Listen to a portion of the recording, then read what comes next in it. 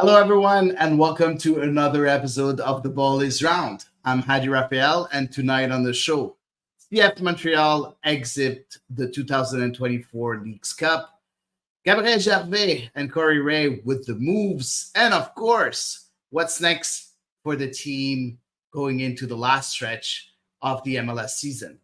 That and a lot more on episode 190 of The Ball is Round.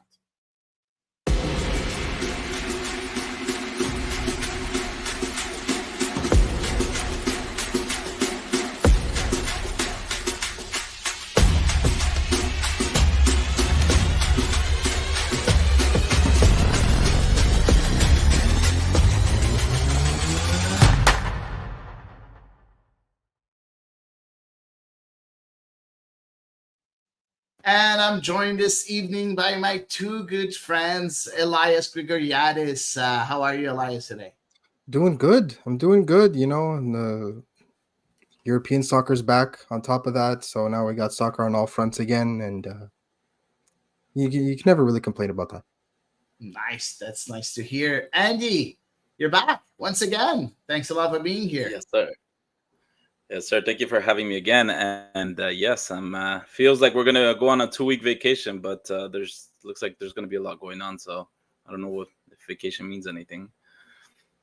There's no vacation with CF Montreal. We all know that. That's why we never stop our podcast. We try not to stop the podcast. Sometimes it does happen, unfortunately, but we're here all year long talking about us, and the ball is round.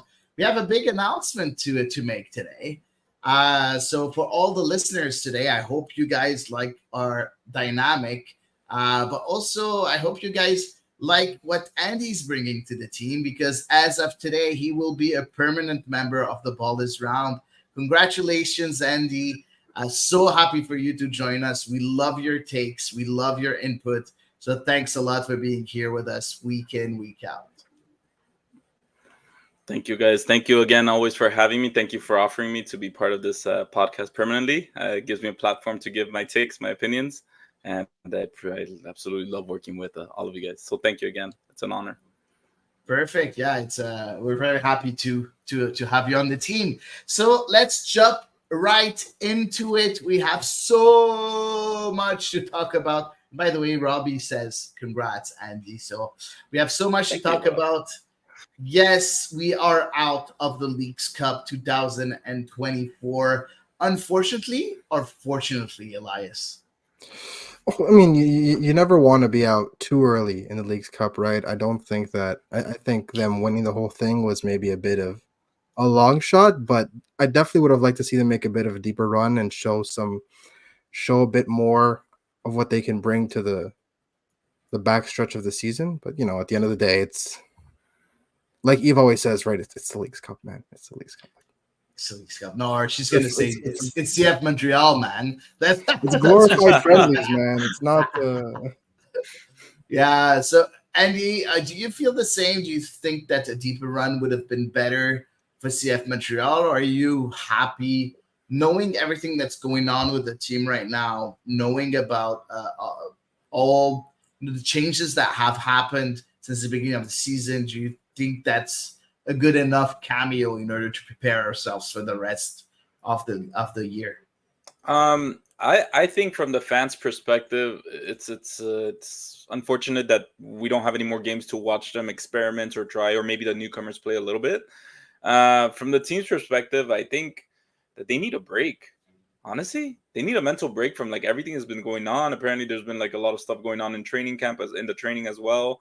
Newcomers coming in and maybe potential players coming out. So don't want to get too deep into it, but yeah, at the end of the day, just I think for the fan like ourselves, right, or like the usual fan, it's we got to wait until the 24th to watch the next game. But at the end of the day, it's for them. It might be just nice mental break for everybody, the coaching staff and the players.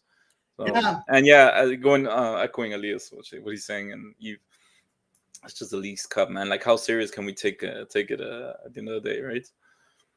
Yeah, I think we can take it seriously, but I think with everything that what have happened, in my opinion, I think that was good. I think we really needed to go to go to the next round, to the first round of elimination. For me, that was the main objective. The fact that they did that, the rest, everything was a bonus for me personally. So the fact that they did that, then going to Philadelphia, yes, we've had some good results against them this year, but we're not doing very well ourselves. So I feel that this team needs a bit more time to work on a few things, and we'll talk about it a bit later. There was quite a few changes in the squad. That will be the next segment. So we'll talk about it a bit later to see how we see that team going forward. What is how do we see it grow, or and what are will be the choices of Laurent Courtois, in our opinion, with the little data that we have. So let's start first talking about that Leagues Cup, that game that was very important for the Leagues Cup. That game in Philadelphia that happened on Friday. Unfortunately, a loss for CF Montreal 2-0. Laurent Courtois decided to go with a very similar starting 11 that he did against St. Louis. So we had Jonathan Sirois in goal. As a right center back, we had Gabriele Corbo. In the middle of the back three, Joel Waterman. On the left, Alvarez. As wing backs, we had David Bugay on the right, and Pierce on the left. Pierce on the left. In the midfield, Mathieu Chouanière, Samuel Piet, with Bryce Duke as a number 10. And up front, Matthias Kokaro and Ariel Lassiter. We all heard about the news during the week of Joseph Martinez not being very happy and leaving the pitch. So we were expecting him not to be on the starting 11, if I'm not mistaken, guys. But having a Lassiter next to Kokaro, do you guys thought that it was the right idea from the get-go, Andy? I mean, it's definitely the Leagues Cup where you want to experiment. So it's definitely. How do you think you've been the one asking most of that it should be all the time that? But at the end of the day, it's something we've seen week after week with different players, right? Like things that are going on, all of a sudden they're scratched completely out of the game plan. So can the coach Laurent Courtois look past these kind of incidents, or maybe not running, say whatever it is that happened in practice, and do it to win the Leagues Cup? It doesn't seem like he will do that. Was it a good idea? Well, now when they've lost, I mean, obviously it's you can say it was a terrible idea. We should have had him there, right? Because everything is clear when you lose. But I mean, at the end of the day, what counts also is what they're saying in the bench when they're not happy, or whatever. In any case, if it's a good idea or bad idea, I don't know. I really like the way that Matias Kokaro played alone up there. I think he ran really well. Sure, we're gonna look at each position one by one, but yeah, it would have been definitely Leagues Cup, if anything, to experiment, to try everything to see what can get us for the last stretch of the season. And obviously, like today, I can tell you, no, it wasn't a good idea. It wasn't enough. Okay, interesting. I had a much clear take myself on the issue, but I want to hear you on this, Elias. But first of all, before I ask you on this, first of all, hi to Wellington, who's here as usual, as always, as he says. Hi, Wellington, and we have Paul saying, "Wow, you don't have any expectations with that team. At least you're not very disappointed when you don't expect too much of the team." When we said that. My expectation when I said is to make it to the next round. No, I'm just being realistic. We don't have what it takes. We don't have the talent. We don't have right now the chemistry to go further. In my opinion, of course, the results since the beginning of the season are not helping, and everything that happened in the front office also is not very. Glamorous and doesn't give you a lot of hopes going forward. So, Elias, I want to hear you on that starting 11. Did you feel the same way as Andy at the beginning? Yes and no. I think that honestly, I saw what he was trying to do there, and I saw what you could already tell what kind of approach he was going to bring to a game against Philly on the road. You're looking for, you know, someone like Lasser who can make runs behind, someone like Kokoro who's like we talk about is a fox in the box, who's a finisher who can maybe get on the end of a striking ball or something, and then you have the midfield with three players that I think complement each other quite well. So I did understand what he was trying to do, but at the same time, Lasser has been so hot and cold. Bryce Duke has been so hot and cold, especially away from home. Bryce Duke has been so hot and cold. And, Mathieu Choignard hasn't been the best run of form. Someone who has been was Nathan Saliba. So all these different choices were a bit weird for me. Kokoro, I think, is a no-brainer, and we can talk about his performance later because I don't 100% agree with Andy on that. I'm actually in agreement with Wellington, but overall, I wasn't too surprised. I was a little bit disappointed though. Okay, interesting. Honestly, I didn't understand the duo up front. Lassiter and Kokaro, for me, it's not a good duo to have. And since the beginning, I was like, Lassiter? But Lassiter with who? No, it should have been Kokaro with the Sunusi. Oh, yeah, it should have been Kokaro. Kokaro with Sunusi and not Lassiter. For me, Lassiter had no business there. Even if he's been very good and very reliable this season.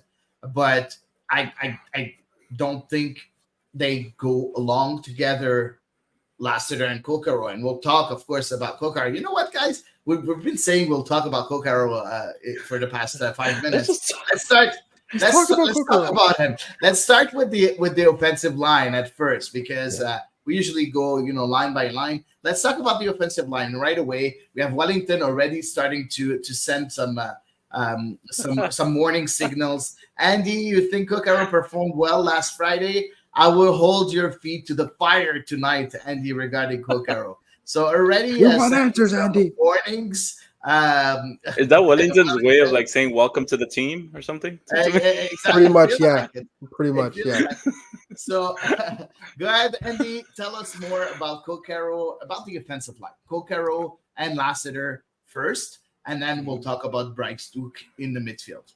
Look, I think Matias Kokaro, he played well. He didn't play great. He didn't play excellent. He wasn't my MVP of the game, but he played well enough. However, Hady, you mentioned it a few episodes back that who's serving him the ball, right?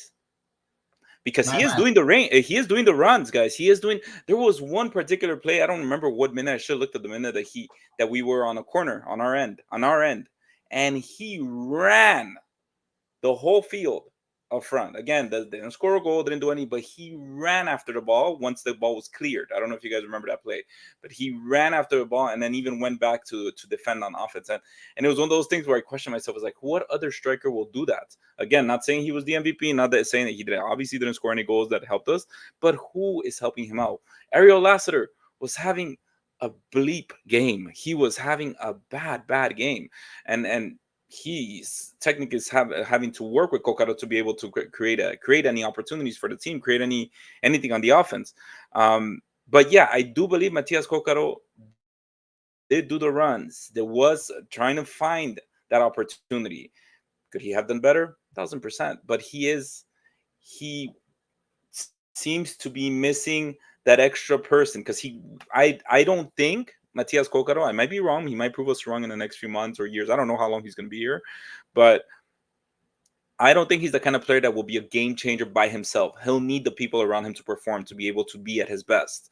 And right now, I believe with the people that we're providing him around him right now, if you're not putting Sunusi right next to him or Joseph Martinez that actually also performs, then he's not going to be at his best. That's just the way I see it. Elias, I like this take, and you talked about Matias Kokaro not being fed and not being given those right balls or the right opportunities. Elias, how much can we blame Ariel Lassiter when we talk about Matias Kokaro's performance, or you're not in agreement at all? And for you, Matias Kokaro should have done more. I think they both should have done more, right? At the end of the day, we sing Matias Kokaro's praises because he makes those runs, and deservedly so, because he makes those runs really well, and he's always putting pressure on the back line and stuff like that. But at some point, that's not enough, and that's not going to be enough. And I'm not asking him to career on his own because that's not his thing. But if you're going to be set up in a system where you do one thing, which is make those runs, and yeah, you could press Oh wow, like the you're devil. tough, man. You're But tough. no, but I'm saying, I don't. I'm if sorry. you're I'm in a gonna lineup like interrupt this, you. I understand you're only as good as in a system like that. You're only as effective as as the passes you receive and as your setup, and I understand that. But at But some one point, sec. He did more than that. He did more than runs. And I just want to, guys. I want you to remember one thing. Do you remember the first and only chance we got in the first half with Bryce Duke? And I think the best chance that we had. Oh, That's yeah, a one on 1-2 one. with Matias Kokaro. That's Matias Kokaro that stretched and gave the ball back to Bryce Duke. It wasn't easy. He does that too. Yeah, We but always forget about that, but he does a lot of that. He yeah, helps a but how lot do of you, his teammates. it was also there's some boneheaded plays that he did, and I was the first one that pointed it out. Okay, as much as praise as I gave to Matias Coca, I was the first one to point out in the first minute how he just lost the ball in his feet by himself with no one near, and there was an Yeah, he attack. made mistakes. You know? I'm not saying he was awesome, but Yeah. like he did more than the runs. Sorry, I interrupted you, Elias, but for me, he did more than the runs. Even if, yes, his game is mainly about those runs. I like 80-90% of it. And we said it quite a few times here. He's a poacher, right? He needs service, but sometimes he does more than those runs. And yes, it doesn't work all the time. He makes mistakes, or else he wouldn't be in MLS. He would be somewhere in Europe in the biggest clubs in the world. He makes a lot of mistakes. I never said he doesn't. But go ahead, Elias. Sorry, I interrupted you. yeah. And also, like, if you look at the Bryce Duke chance, Bryce Duke did a lot of the heavy lifting there. I'm not gonna say that Kokoro did a bad job. He laid the ball off well, but like there was a lot of space there. The margin for error was massive, right? So I think he kind of just had to put it into space and let Bryce Duke run onto it. But still, he did it. He did it. Yes, I'm not. He did his job, but like that kind of play, that's not what I should be applauding Kokoro for, because he did his job, because that was the most obvious pass to make and he made it. So what did Ariel Lassiter do? Because I didn't see him do anything. Nothing. Oh, I'm not criticizing Kokoro as a way to defend Lassiter. They both were terrible way combination. off. And that's why I meant why I wasn't surprised by the starting 11, because in theory that starting duo makes sense, right? You have Kokoro that runs in behind, you have Lassiter that can make those runs, you have Kokoro who's a poacher, so in theory they're supposed to match up well. But in practice, and we've seen it several times, right? Lassiter and Kokoro don't gel, and Lassiter's those kinds of runs he makes are done from way further up the pitch. He doesn't make the run from his own half to kind of stretch the defense the way Kokoro did. So in theory, that's well and good, but it's time for the Courtois to understand that, in theory, stuff doesn't always make sense, especially after Copa America, right, where we've seen a completely different Ariel Lassiter than the one who left for Costa Rica. It's crazy. I just feel I just feel that Kokoro at least did some things right, and Lassiter didn't do anything right. He definitely played better than Lassiter. Yes. For me, seeing people point fingers at Kokoro first before pointing fingers at Lassiter, for me, I just don't understand it. Mm-hmm. I don't, because honestly, I don't understand the choice of Laurent Courtois, because for me, we said it. Sanusi could have been there. Mahala Opoku could have been there next to Kokoro. Kokoro is a must, but you need that player that has a bit more than Ariel Lassiter. Ariel Lassiter is a very good soldier. He did so much for the team this year. Completely agree with that. But right now, you need more than that. You need a combination up front that works. And for me, it didn't, unfortunately. Sanusi is your leading scorer. Why is your leading scorer coming off the bench? Why is he on the bench? He is I know we want to move on. I'm sorry, Hadi, but I'm very like this kind of stuff drives me insane. It's like why is Sunusi like, in my personal opinion, based on what I've seen, he's one of the few of the that team that are still going at a different speed every ball after every ball. Whenever he's there, he is a threat. He does it. He uses his head or whatever. I don't know how he manages to twist his body around to make give opportunities. But at the end of the day, I don't understand. Again, maybe it's going back to what we were saying about it being an experiment. Leagues comes to experiment. Maybe they're really experimenting, and then we'll finally be able to see a Real Lassiter get benched in the final part of the MLS. So the MLS season. So, but it's just when I see that lineup, I know how you usually ask us at the beginning, what did you think of the lineup when it started? When I see Ariel Lassiter there, I'm just thinking, what are we doing? What are we doing? Why is he still there? We have, the we have the debt to be able to replace him. So why is he still there? So anyways, very passionate about that subject. I don't know, honestly. I don't know. But you know what? This was the decision of Laurent Courtois. We all know now that it was the wrong decision. Ariel Lassiter and Matias Kokaro didn't really impress us too much. But let's talk about that midfield. Samuel Piet, Mathieu Chouanière, and Bryce Duke. And yeah, I'll start with you on Mathieu Chouanière because you said last week that you were very impressed of Mathieu Chouanière's performance against St. Louis. Uh, how did you rate his performance Friday against Philadelphia? And at the same time, you can give your thoughts on Samuel Piet and Bryce Duke. But first of all, I want to hear you on Chouanière. Um, well, look, I saw a different Mathieu Chouanière last game against St. Louis. Um, this game, I didn't see him be a liability. I know I've been very critical of him as being a liability. I didn't see him be a liability, but I didn't even either see him be wow as an amazing midfielder. Like okay, that's the Mathieu Chouanière we saw in against San Luis. I was like, man, if he can really bounce off of that performance that he did, and we're finally getting to see the best version of Chouanière now. But I didn't see that against Philly. It might not have all to do with him. Also, I think Philadelphia was very good at defending the midfield. I think they clogged up a lot of the passes they were trying to move up a field. But yeah, it's just I don't want to be too critical as much as I have, because I can't see him as having been a liability in this game more than just he did what he had to do. Samuel Piet,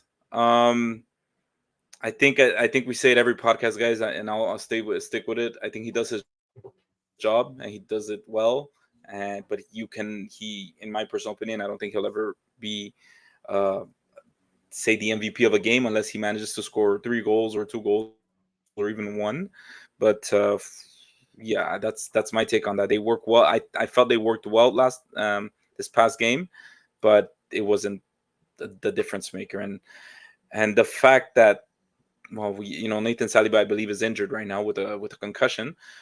There's no real impact midfield that we could put there that I would say would completely change the game. I would say that about Nathan Saliba, or maybe try Rita Zuir. But we even had Alessandro Biello, and we're not talking about the subs, okay? But Alessandro Biello in the bench, experiment, do something. Anyways, that's my take on the midfield. And Bryce Duke, you forgot about him. Oh yes, Bryce Duke. Sorry. So Bryce Duke is. I mean, I can't say he was a liability, but um, I do think he had some opportunities that you're just like, what are you doing, Bryce? Like, what are you doing? Like, he had the opportunity to score one-on-one against the goalie, and he shot it. He tried to shoot it between the legs, which is a very, very difficult shot to make. But I don't know. So I want to say he had a mediocre game. Is it the kind of player that I see that would be important for the last part of the season? I would say no, but who are we going to replace? Unless we're going to talk about that later. The replacements that are coming in are going to be wow, a completely different level than Bryce Duke. Then who are we going to replace him with? Who is going to take his place? That's where I'm at with that. Okay, so for you, because we don't have better, that's why Bryce Duke is here. This is how I understand it. At But least in the yeah, pretty much, Hadi. That's exactly what I'm saying, because the form, at least that the other ones I've seen so yeah, far, like Yankov or Mahalo Poku, I don't know, unless I'm missing somebody. But no, you I you, don't you have I don't Yankov, but we'll talk about him a bit later too. Yeah. Elias, I want to hear you on Bryce Duke. We have, of course, Wellington giving his take on Bryce Duke as usual. Guys, you always think I am always on Bryce Duke's case. I like the guy. He has the technical skills, but he's always inconsistent all the time. My criticism of Duke is tough. As you notice, I don't talk about Lassiter or Poku because I cannot waste my time talking about them. I'm just disappointed in Duke's performance. I have no hard feelings against this guy. Duke is unable to perform to his full potential. And then he It's adds, my personal. criticism of Duke is tough love. So do you agree with, you know what? I agree with most what Wellington says. I feel that as of right now, he hasn't realized his full potential. Completely agree with Yeah. him. And he's being very inconsistent. Completely agree with Mhm. him. But there's something in him, right, Elias? Look, at the end of the day, this the discourse around Bryce Duke has been the same pretty much since he got here, right? On his day, he's great, but he's too inconsistent. This is not new information, especially on the road. This is right. So, I mean, I was, it's one of those disappointed but not surprised performances because, yeah, we've seen Bryce Duke be a world beater, but we've also seen Bryce Duke do this God knows how many times, right? Yeah. At the end of the day, you know, especially with Yankov, who was fallen out of favor a little bit in terms of the hierarchy and the pecking order that Laurent Courtois sees. There's not really anyone else in that role, in that profile that Laurent Courtois likes. So one way or another, you're going to get Bryce Duke. Now, we'll talk about the some new arrivals that can maybe put some competition, and we'll talk about Dominic Yankov, who also had a cameo, right? But Yeah. at the end of the day, Bryce Duke is the only one that's had the consistency and the minutes and the game freshness, and I think that's why he's continuing to get those minutes. Because look, at the end of the day, that big chance we talked about, yes, Kokoro made a nice layoff, but that was 90% created by Duke, and yeah, he should have done better to finish. But that Should big have done chance, better. That was a goal. Like, for me, It was a one-on-one. that's yeah, it was, unacceptable. I yeah, it think was, you're being too it was a nice. rough That's touch. unacceptable. The first touch was difficult. I remember Andre Blake is also the best goalkeeper in MLS, right? Let's call a Yeah, spade a but like spade. you're one on one, No, man. Yes, no, that's not 100%. okay. I'm not absolving him of You're one on he one, and absolutely should you're have done better. technically gifted. And you're technically gifted. Yeah, You're not yes. someone that doesn't know how to manage a first touch. That's Point to me, unacceptable. even okay, but even Messi and Ronaldo miss one-on-ones. It happens, right?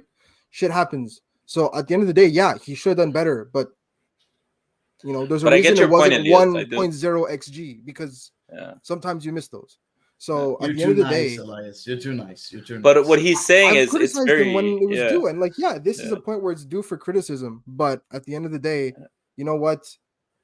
As far as away performances go, this is better than Bryce Duke normally does. But still, again, Yeah. you cannot have performances like that and expect to be a competitive player in your position and be. He talked about wanting to eventually go to Europe and get to that next level of football. Yeah, he's That's far from that's that. not done with Yeah, performances like this, right? yeah, Yeah, for your sure, performances for at sure. home are great, but European teams won't take a gamble on a North American kid from MLS who's only played in the MLS system and who is He not doesn't know how to consistently, score. Yeah, but who's doesn't also know how to score. He gives not assists. Yeah, consistently doing this, right? exactly. Because at the end of the day, the biggest thing these European clubs are looking at is consistency. All these young players that have a super high ceiling because football is evolving and people are becoming more technically proficient. Great, because anyone could break out. Anyone is feeling themselves, has a good game. That's fine. But the reason that all these players are getting looks is because they do it every single week, right? And yeah, Yeah, they're young, but the thing is, it's that maturity that they're looking for now. Professionals are, now you're considered a flop at 22 if you're not killing it, right?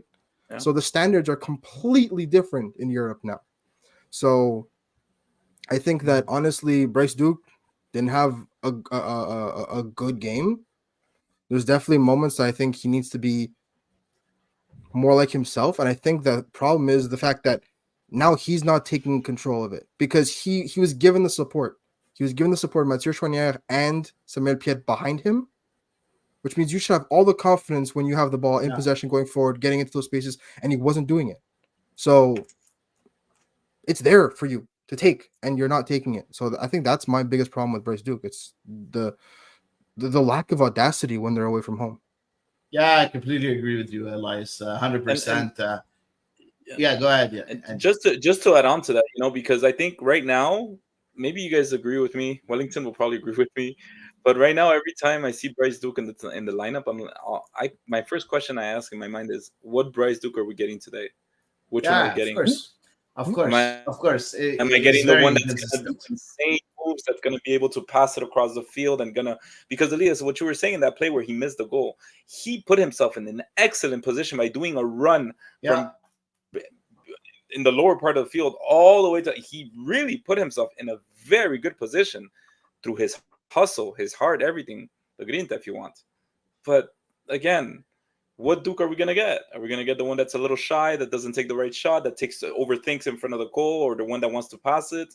So that kind of inconsistency doesn't translate, doesn't look well for European clubs if that's what, as you guys say, he's aiming to still do at his age. I think 22, 20, Well, I that's mean, he's he's getting a 22, little right? older. 23 There's by now, I no the think. door is by no means closed, but yeah, I mean, Man, he's getting a little bit old now in the European years, like Yeah, he's but yeah. 23 now. Mm. So we'll be 24th in February next year. So I think we're all in agreement on Bryce Duke. Inconsistent. Even Wellington is in agreement. So he's very inconsistent. He's Surprise. What a surprise. he has the technical skills, but unfortunately, he doesn't deliver yet, and that's the biggest problem that we have. So let's talk about other players because we're not doing a show on Bryce Duke, but on the team altogether. Wingbacks. Again, Laurent Courtois with the two newbies. Bugay and Tom Pierce.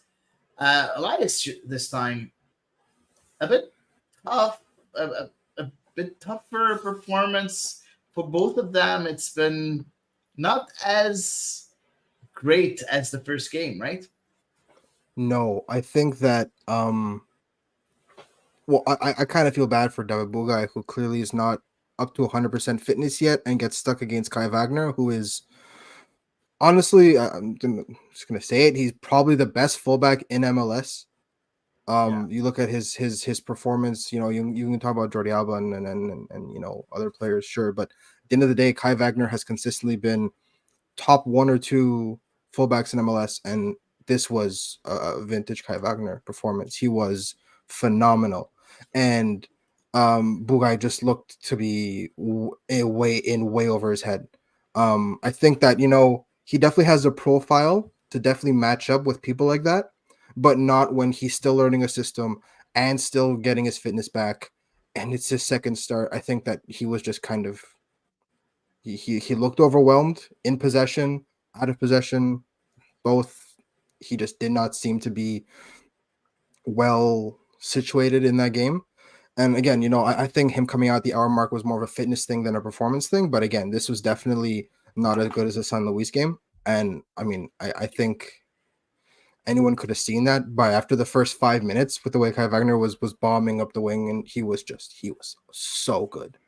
I think it's more of a credit to Wagner than maybe a detriment to Bugai, who looked bad because of how good Wagner was playing. But at the end of the day, you got to take those assignments, one-on-one assignments, and you have to take pride in them and almost, do what Raheem Edwards does, where he goes, "You're my assignment, and I'm making your life miserable for as long as I'm on this field." And Kai Wagner just got the better of him, plain and simple. And Tom Pierce, I think we talked about it, right? Tom Pierce is not someone to make those runs in behind. Tom Pierce is not someone he's someone that needs the ball at his feet. And then only happens Yeah. when the midfield wins the midfield battle. And the midfield got their ass kicked on Yeah. Friday, right? Yeah. Philadelphia, they play in a diamond. They've got 4 players in the midfield at all times. and they ran that like the Navy. They were phenomenal, right? And I I think would have this is liked to see maybe Raheem Edwards, that would come, and what he usually does is play more as a midfielder and would yeah. I add mean, Pierce that. Pierce was inverted a couple times, but the thing is, they just could never find him, and then he was forced to go out wide again because then you have Alvarez who's kind of all alone and freaking out, and so then he has to come out wide to give out the option. But at the end of the day, right, if he doesn't get the ball at his feet, he's not as effective. He can't, go off and take off running like Juan. And from the defensive standpoint, that left side was Yeah, rough. The uh, chances and the balls in behind, and I get it. yeah, That's the trade-off when you have someone like Tom Pierce, who again, every single scouting report said going forward he's great, but defensively there will be issues. So we saw that. that was on full display. So it was a rough night for the new fullbacks. Again, some stuff I did like. It wasn't all bad, but this was a game that kind of let them know, okay, you still need a couple weeks before you're 100%. Yeah, yeah, and it showed also with Tom Pierce. I think about the 43rd, 44th minute, he Oh wasn't yes, it able to was go back anymore. He was completely gone. Like Yeah. I think they're all lacking fitness. Like both of them yeah. are lacking fitness. Bugay and Pierce. So in a way, it's understandable. I'm still happy they got those minutes. I think it's very Mhm. good going into the last stretch of the season. Talk about that a bit later. Let's talk about that central defense, Andy. We still don't understand why that central defense was changed again, but in the past couple of games, Laurent Courtois seems to be happy with Corbo on the right, Waterman in the middle, and Alvarez on the left. What do you think about this? The choice of Laurent Courtois to change, I think, a back three that was kind of working to this back three where we already conceded in two games 4 goals. Yeah, I mean, I'm gonna sound like a broken record from last podcast, but I mean, why change it if it's not broken, right? Like it, I don't understand why they changed. I don't think it's. I mean, I don't necessarily think Gabriel Corbo is a bad player. I think he does some excellent passes to the front, and but so does Fernando Alvarez. But at the end of the day, I mean, the kind of display we saw from Fernando Alvarez at the center position in during the Copa America that Joel Waterman was out, guys, that was working and that was beautiful. It was Yeah, actually really plus really nice to see a solid line that and Fernando Alvarez. We talked about it here. He seemed to have command of his line. Joel yeah, Waterman also has command of his line, but it's just it doesn't work with the three of them, and I'm not sure if that's affecting the performance of the next guy. But it's just to me it's a little incomprehensible. I don't necessarily understand it. Why they're changing that? Why they again might be what because we did ask for this, right, guys? We asked for experimentation during the Leagues Cup. It might be part of that. But if you're telling me that these are the three that we're gonna go like that for the remaining part of the season, as we're gonna talk about later, um, I don't know if I trust it because, like you said, the past two games have been sloppy for those for yeah. that back line. It's been a bit harsh on the defensive side, Elias. Like I know a lot of people right now are. It's so funny because when we lose, like you hear and you read so much like stuff that really It's don't the make end of the sense. world, man. Not only that, like the analysis. Oh, Jonathan Sirois should be benched, and I'm like, No, why? he's so For good. Why? who? I don't know, but like he hasn't been Breze. bad. I don't know, but so what do you think about that central defense, the back three? I don't know. Honestly, I have a hard time understanding what Laurent Courtois wants from his Yeah. back three. Usually, when you choose your back three, you don't really change much anymore. Like you shouldn't be changing every 2 seconds unless there's a suspension or an injury. But he's Mhm. been doing that since the beginning of the season. Yeah, and I kind of do feel for him a little bit because of the fact that you have four proper MLS caliber center backs on your squad, five depending on what George Campbell feels like. But again, we've seen two sides of George Campbell as well, right? Yeah, But Yeah, it can be wild. Corbo, Waterman, Alvarez, and Sosa is a hell of a center back core, right? And George Campbell is coming back from injury now. He did travel with the team, but those four so it's a tough time balancing it. But at the end of the day, you guys said it right. When you find something that works, you don't mess with chemistry. Gabriele Corbo is a really, really, really strong center back, and he's super important. And he brings that distribution that I don't think any of the other that long distance distribution. I don't think any of their center backs can do as consistently. The thing is, having him on the right forces Joel Waterman into the middle, and as much as I like Joel Waterman in the middle, as much as I think he's grown so much as that general in the middle and the heir apparent to Rudy Camacho and all this stuff. Holy crap, Fernando Alvarez is so good there, right?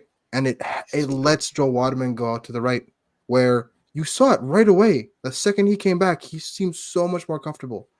And Joe Waterman stepped up in the middle and he embraced being played out of position and he took it like a leader.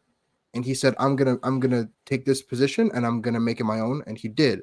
But at the end of the day, when you can have players that are all playing in their preferred position, I'm sorry, but Gabriele Corbo may be the odd one out. I love Corbo. I love Gabriele Corbo. I think he's great. But right now, you can't argue with the fact that Alvarez and Waterman are irreplaceable in those positions. Now, my real debate is between Joaquin Sosa and Gabriele Corbo on the left hand side because we saw Corbo last year do quite well on the left, and now he likes his center backs become outside center backs become wing backs when they get forward, right? So I understand the left footed part of it, but you cannot afford, based on everything we've seen all year, we cannot afford to have anyone but Waterman on the right and Alvarez in the middle. It's too effective. yeah. I was Sosa on the left. So I, I don't yeah, know. That's but my choice. Sosa, Corbo, what like I get it because he wants his left-footed outside center Exactly. backs and right-footed. I Exactly. understand that, but from a performance perspective, they could both do the job. Corbo and Sosa should be the ones fighting for a spot because Yeah. the other two should be first name on the team sheet. They're in there, Yeah. I 100%. agree. I agree. I agree. So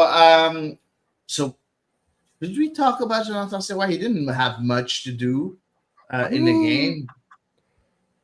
Yeah, go There was ahead some though. really good chance. I mean, there was some really good chances. He made some good saves, Yeah. right? The Yeah, Yeah. he first saved goal was himself. a bit. The first goal was a bit nonsense and bounced all over the place, and that was bad luck.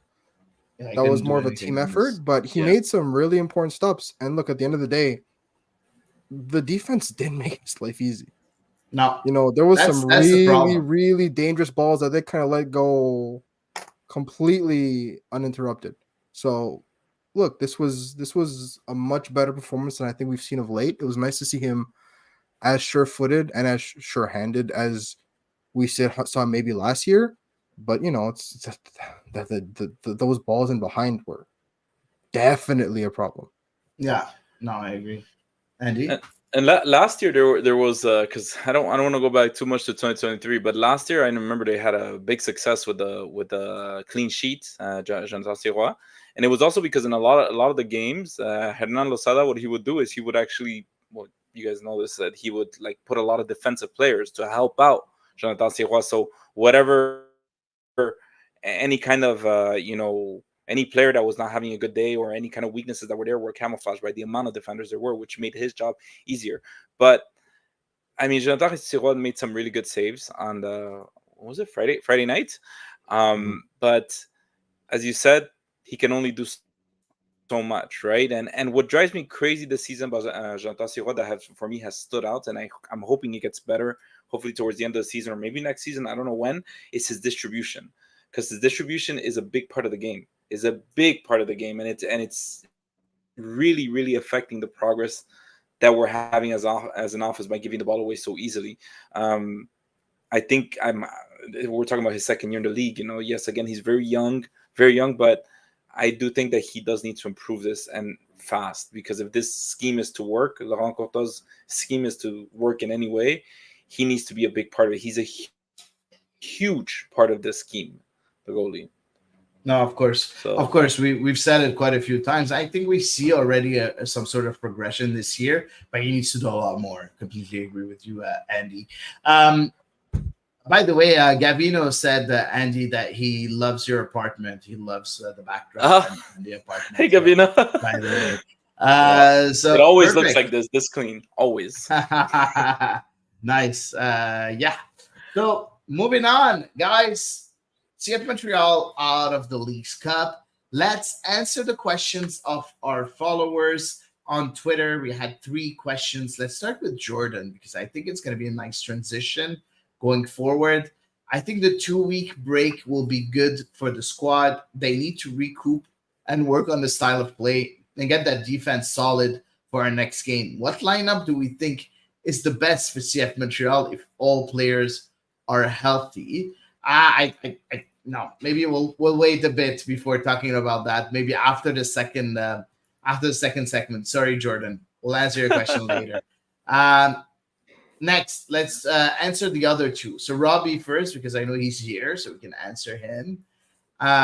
Robbie's asking, what is your opinion of the coach, and do you think he will be here next year? Who wants to take this one? He will absolutely be here next year.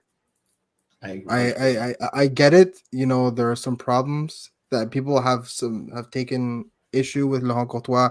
I have some things I don't love from him either.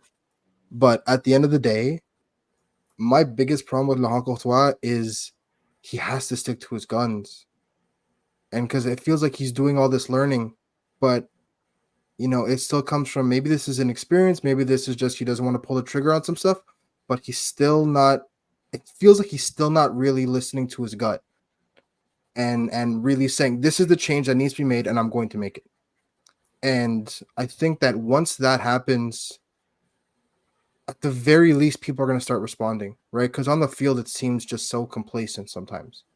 Yeah. And if you need to shake things up, if you need to change something, if you need something needs a shot in the arm or a shot in the ass, depending on what it is, you have to pull the trigger on it because it Yeah. seems like he's still too focused on getting the locker room on his side rather than coaching the locker room. And I get it; it's a tough balance to strike, but you It's know, his first season proven at pro level, exactly. right? But the thing is, we've seen him time and time again have really good ideas and make adjustments that are Yeah. good. So Yeah. we know for a fact that he's a good coach, and we've seen it with our own eyes. But I just think he needs to you He needs to know grow. He needs to grow. It's as he simple as needs to that. grow. Yeah, yeah. But I think he just needs to honestly, he gets these good ideas. Do it, man. Just do Yeah, it. exactly. What's the worst that That can that's happen? that's part of growing, right? That's part of growing, and completely What's agree the with worst you. that can And also, Andy, we talked a lot about this, in the past weeks. At one point, you need to know who's your starting 11. It's happen? Yeah. been too long now, and everybody's talking about the inconsistency within the team. We don't have potential. We don't have talent. I don't agree with that. That's I don't agree not with true. that. I feel that at one point you need to choose a system and stick to it and live and die with it. And that's what for me Laurent Courtois and his staff didn't really do.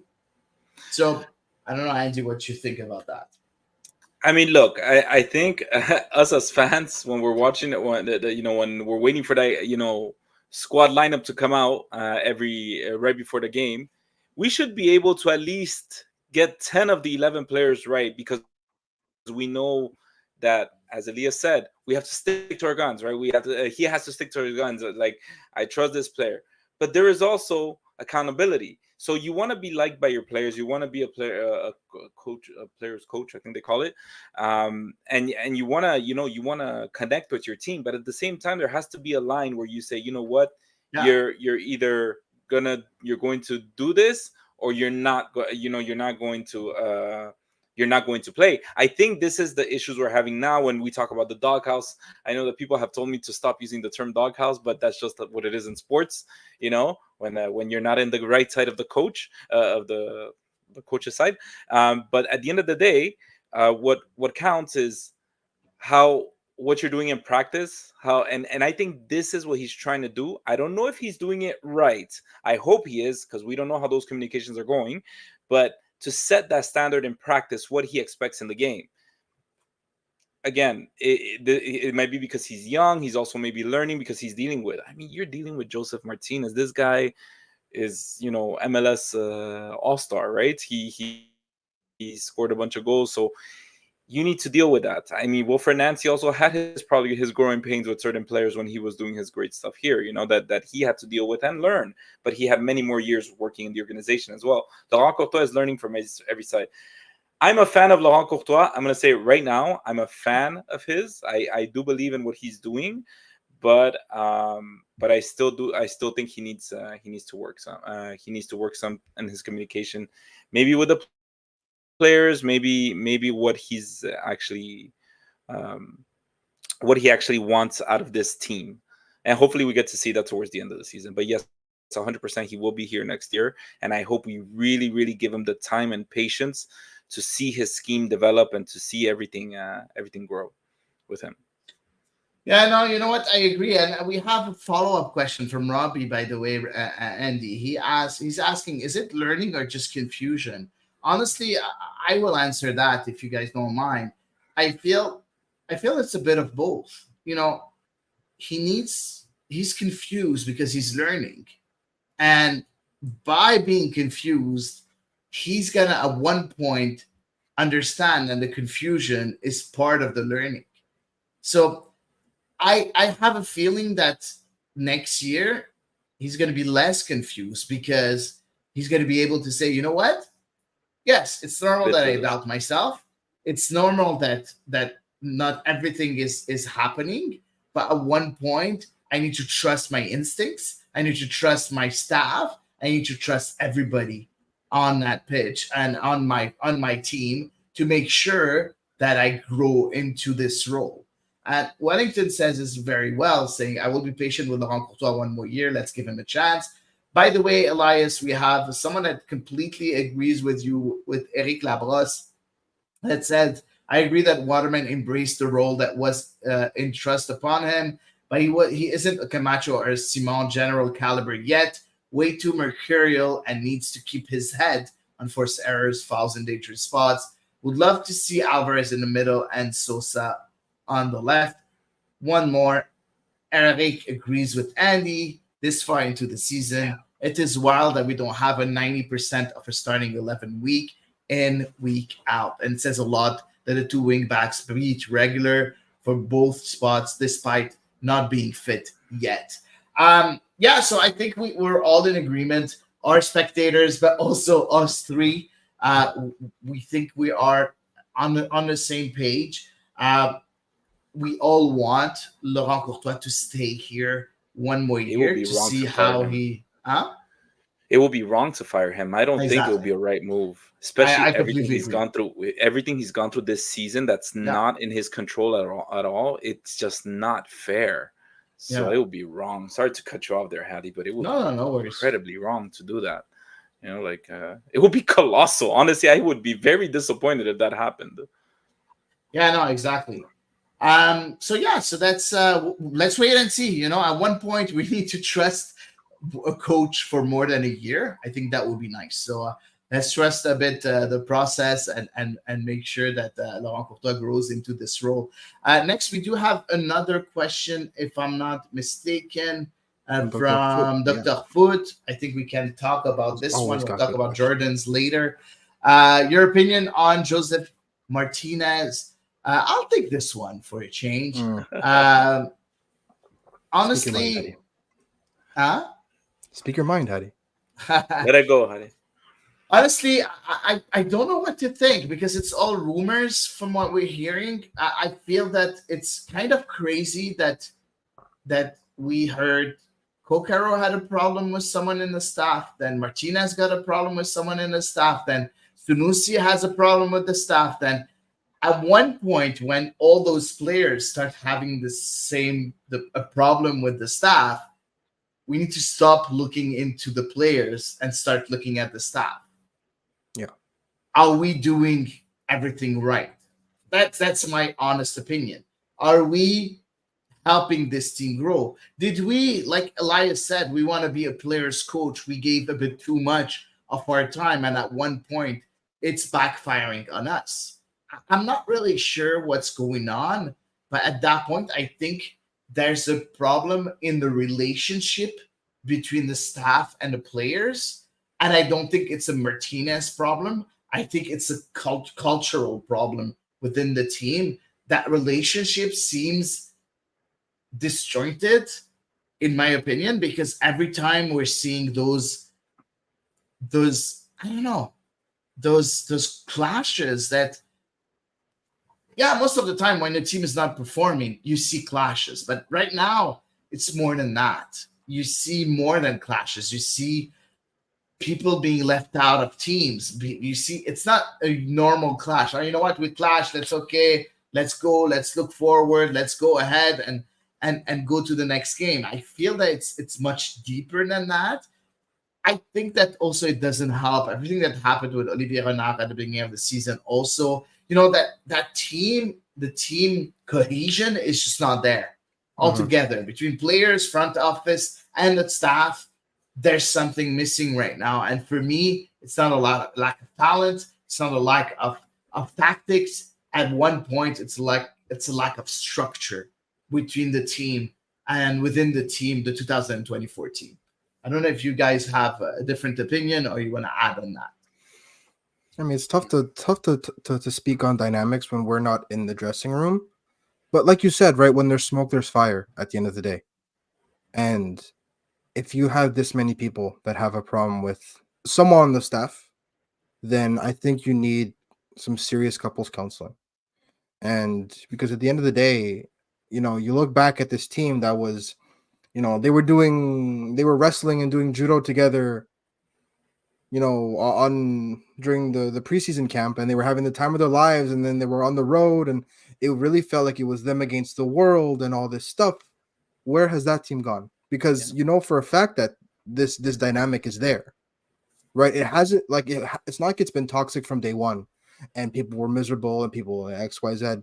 No, they were having a great time together. So you know, you want to relocate practice to Arizona and then have them fly to Montreal for games and stuff like that and see what happens. But no, obviously, I think that, right, we talked about it last week. I think a players only meeting is necessary, but at the end of the day, it's on the leaders, right? They're the in between the players and the staff.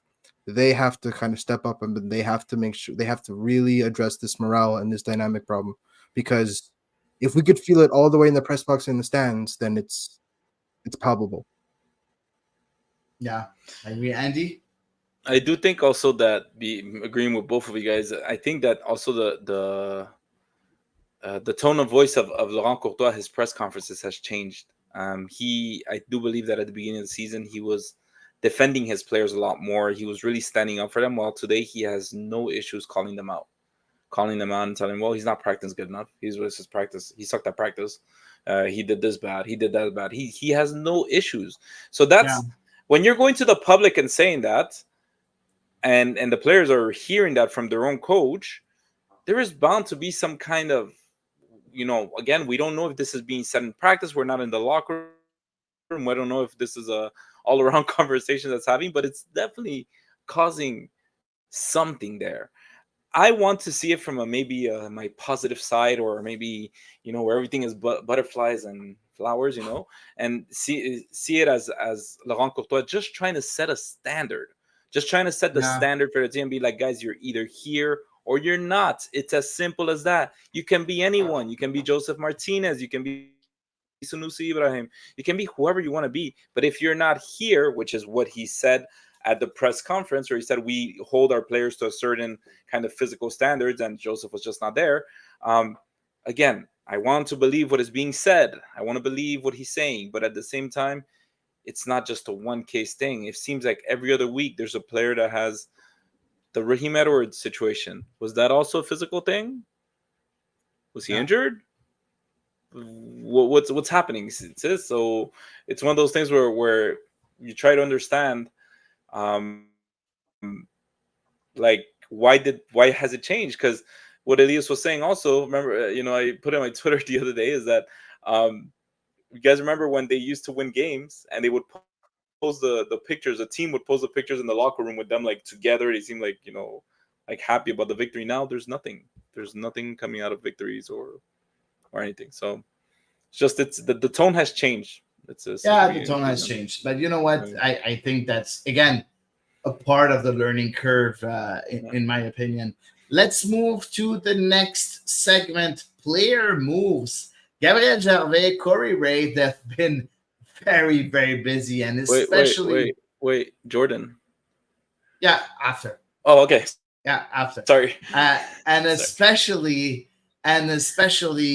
during the last couple of days of the transfer window, because if you guys didn't know, the transfer window for Canadian club closed on the 8th of August, so it's done. We cannot sign anymore. We cannot trade any more players. We cannot sign any more players that are on contract. The only thing that we can do is sign players that are without any contract, and that until September 13th, if I'm not mistaken. So around mid-September. Um, so they did a lot of things. So first of all, we all talked about Usman Jaban, Grayson Doody being loaned. That was already done. They Who assists in 2 continued. games, by the way? Yeah, Grayson Doody today, 2 assists in 1 game. Yeah, exactly. Um, Also, we saw Rida Zahir being loaned to Birmingham Legion in the USL, another loan in the USL, and we heard our colleague Tony Marinaro saying that he will not return with CF Montreal even at the end of the season. Right after, we also saw Elias Eliadis being loaned again to the Canadian Premier League with Atletico Ottawa. So he's gone already. And at that point, there was space. There was a lot of slots left for CF Montreal to bring in players. First acquisition that they did is, first of all, to get Caden Clark from Minnesota United in return for 50,000 in GAM and a second round pick in the 2025 MLS Super Draft. They could also receive 100,000 in GAM if certain performance-based conditions are met, and of course will retain a sell-on percentage fee if Clark is transferred out of MLS. Uh, Guys, I want to hear you about Caden Clark. I don't know if you guys know him or not.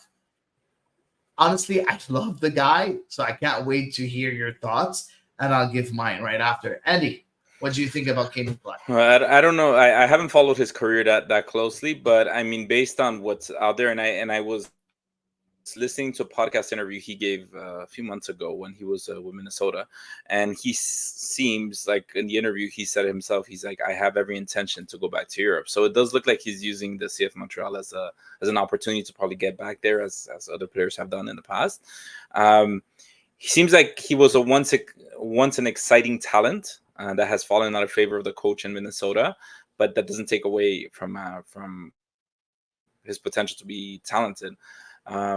I'm excited for it because I always love to see somebody that has potential, or that at least used to have potential, maybe just fell into the wrong team. It's happened before, and it's happened with players here and in other teams. And by the way, before I forget, last week somebody asked us, I think it was Doc Mayu, do we expect any movement in the transfer market? And all three of us agreed that no, there wasn't, because no spots, every spot was okay. There shouldn't be any movement. And a week later, and it's a whole different. Yeah, we don't have a crystal ball, unfortunately. So yeah, Elias, Caden Clark, are you not getting the Georgi Mihailovic vibes? I feel like it's dangerous to make those comparisons, because I saw a couple people make those comparisons. Come And on. look, that is an incredibly high standard. No, I'm not saying he's going to right? perform as well. I'm talking about the move coming into CF Montreal. If you look at the dynamic, if you look at the situation Georgi Mihailovic was in Chicago versus the situation that Clark was in Minnesota, it's a very similar situation. Exactly. But I feel like people are being too liberal throwing Georgi Mihailovic's name around. No. But one sec. Okay, one sec. Okay, Because making similarities to his situation versus making not similarities only a for what he'll do situation. in Montreal are two very Not different things. no. I'm not talking about what he's gonna do. I'm talking about the profile, and whatever is Yes. around that transfer is the same. If you think about it, Transactional wise. not only that, he was a big prospect for the national team, same as Georgi Mihailovic. Yeah. He was, as a young player, touted as being the next big thing for the U.S. soccer, exactly like Georgi Mihailovic. He went to Europe. Georgi Mihailovic did it. He went to Europe already at Leipzig. Unfortunately, it didn't really work. He got loaned to New York Red Bulls quite a few times. Then he got loaned to Denmark, and then he got back to Leipzig. And then from Leipzig, he went back to Minnesota. He did all that. He's still 21. He's very young. He's promising. He's not doing very well in Minnesota. He's got to And we're play out of not position. he's playing out of position, exactly like Georgie, who was playing out of position. So that's what I was talking about. I don't know if he's going to be good in Montreal. That's not what I'm saying at all. What I'm saying is it's someone that has a lot of potential. That's not a hidden potential like Bryce Duke. It's a known potential because he went to Europe and came back. It's a very well known potential. And that hasn't been helped by all the situations. Could he be helped by CF Montreal and have some sort of explosive start with the team? That's a possibility. We cannot completely scratch that because there's we've seen that quite a lot in CF Montreal. Yeah, no, I do agree with that. I do think that there's definitely room for him to grow, and especially there's room on the roster for him to grow. I think definitely. Look, we talked about it with Dominic Yankov, and we talked about Bryce Duke, and that position, despite Bryce Duke getting a lot of minutes, that position is still very much up for grabs. It's still very much wide open. So, yeah, I think he should feel that extra motivation to kind of fight for that spot, and he doesn't lack the fitness that Tom Pearson and David Bugay do, where they have to get back up to midseason form. He's already in midseason form, so I'd like to see him hit the ground running, especially if he's got some good training sessions. Maybe you even see him as soon as in 2 weeks against New England. But at the end of the day, I think that especially in this system, there's still a lot of unknowns. And I just, Montreal's bang for their buck in terms of MLS trades it's historically been very good. Recently, it hasn't been phenomenal. But if you look at the last, since COVID, basically, if you look at that, the last 3 or 4 years, it's generally quite positive. So I'm not gonna sulk and be like, oh, I'll believe it when I see it, man. But I still think that there is still an air of caution around it because, of course, what I'm really happy about is that what system he was in at Leipzig, in Europe, which is Leipzig, right? He's in the Red Bull system, which means physically he is up to snuff, right? It's not someone that physically will be lagging behind in MLS. No, for sure. Red Bull, New York Red Bulls, and Leipzig. It's a very similar brand of soccer. It's high intensity, it's energetic. There's a lot of running. It's physical, right? Well, it's literally the same brand. It's Red Bull. It's literally the same brand, right? So, yeah, but that question around physicality, where Bryce Duke kind of had to ease his way into maybe he's a bit more physical now than he was, even last year. Credit where credit is due. But let's be real, Bryce Duke is not a physical specimen, right? No. But if you grow up, if you've evolved in that Red Bull ecosystem, you are a lot more physically trained, and you just, you're already up to a different level physically, which would be nice to see if you can also bring that same technical quality, and then on top of that, bring the dynamicism that Red Bull demands. Robbie's saying, "Don't get my hopes up, Hattie. You know what? That's my job, Robbie. You've become too pessimistic. So I made it We my got to bring you job to back towards the light. bring Yeah, you bring you back back. towards the light." Exactly. Uh, Next, we do have another trade because we thought that we were done because we had that missing piece. But you know what? Gabriel Gervais and our friend Corey Ray decided otherwise. They got Canadian wingback Jahil Marshall Rudy from Toronto FC in return for 850,000 in GAM, consisting of 450,000 in 2024 and 400,000 already for the 2025 GAM. Also, Toronto will retain a sell-on percentage of Marshall Rudy next transfer and could receive up to 450,000 in conditional GAM if certain performance-based metrics are achieved by Marshall Ruddy.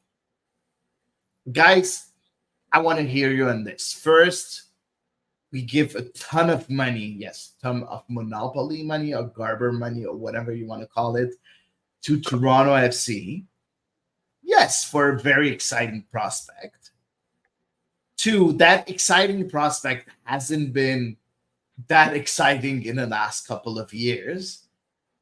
And three, we're recruiting and acquiring a player in a position where we don't have a need because we just acquired David Bugay and we also have Juan. And we'll talk about Juan a bit later.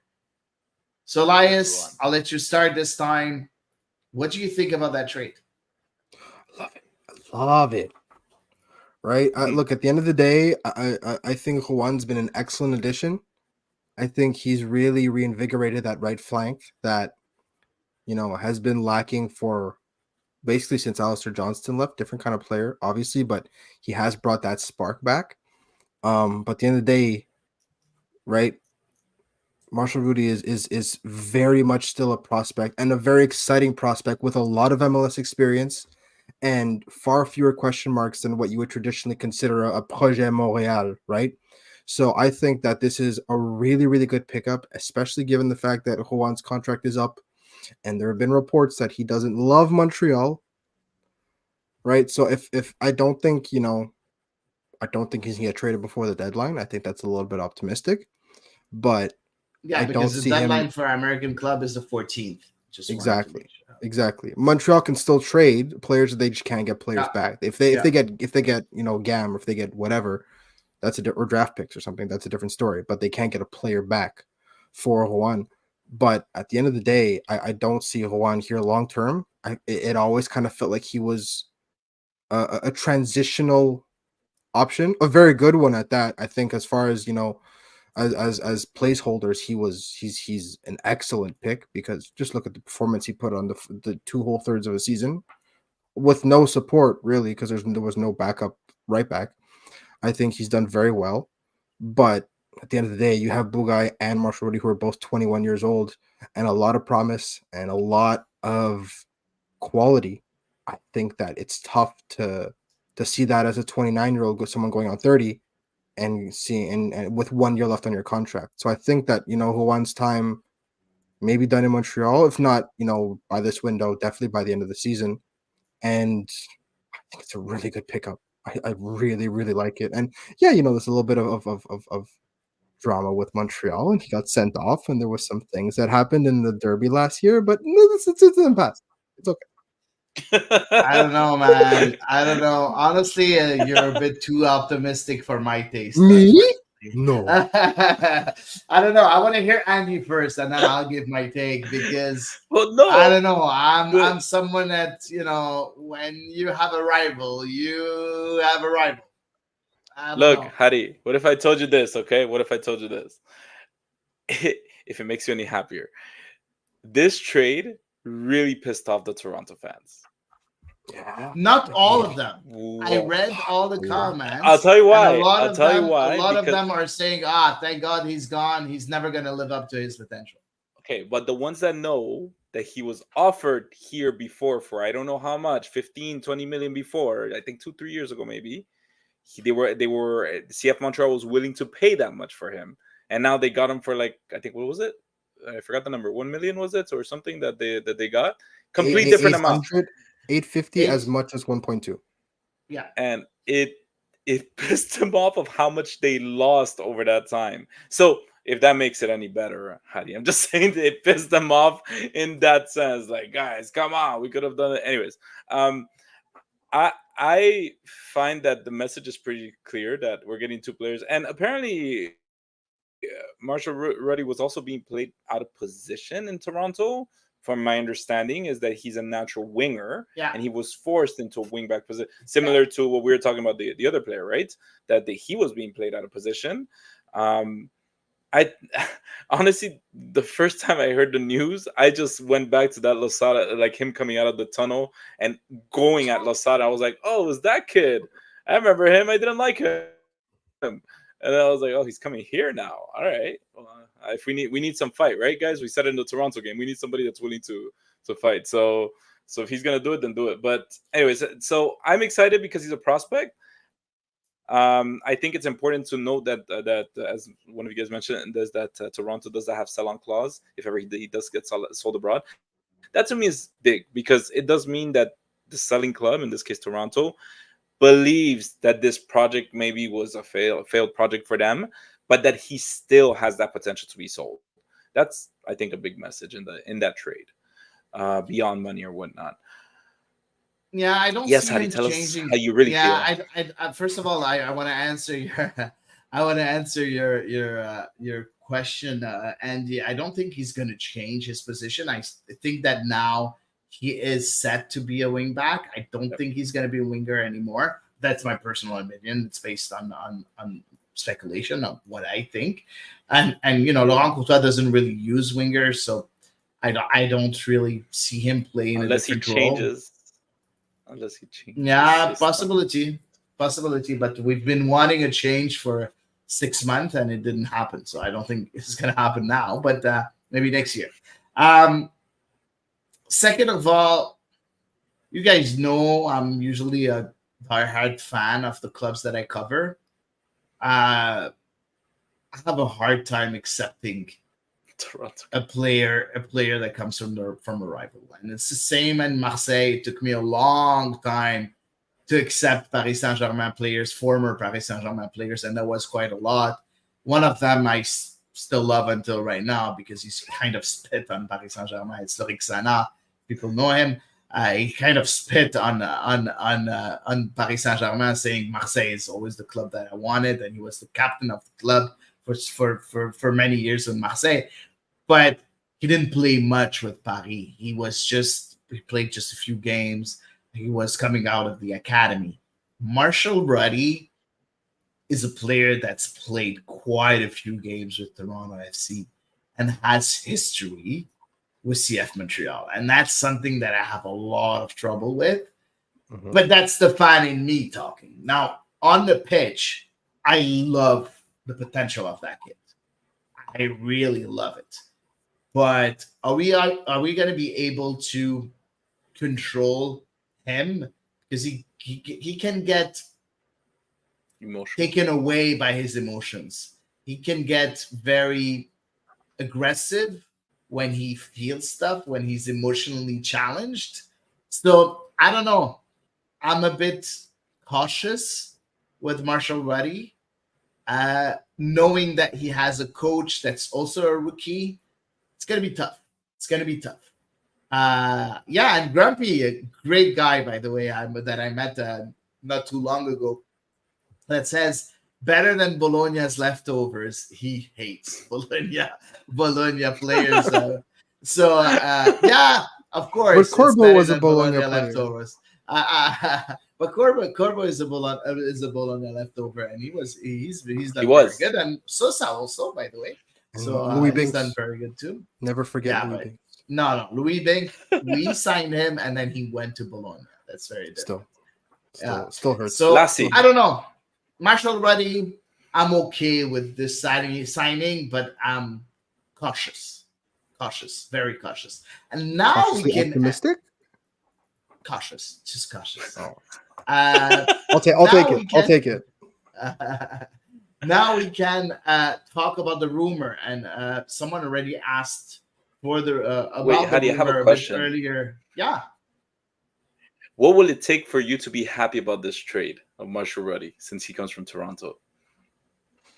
him to score a brace against Toronto And Yeah, I celebrate. and knew celebrate it. and I knew. celebrate and celebrate and celebrate in front of their fans.